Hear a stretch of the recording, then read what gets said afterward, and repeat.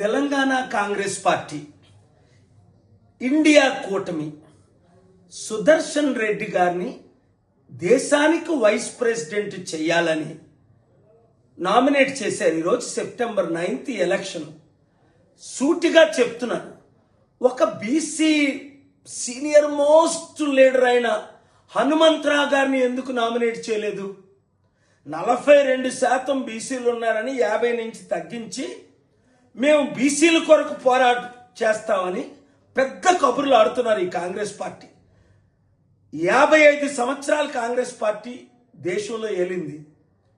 12 మంది రెడ్డిల్ని ముఖ్యమంత్రి చేసింది 2 తెలుగు రాష్ట్రాల్లో. ఏ ఒక్కరోజైనా బీసీల పట్ల న్యాయం చేసిందా? లేదు. అదే ఒక హనుమంతరావు గారు లాంటి క్యాండిడేట్ని పెట్టమని నేను రికమెండ్ చేశాను, ప్రపోజ్ చేశాను. వాళ్ళ ఎంపీలు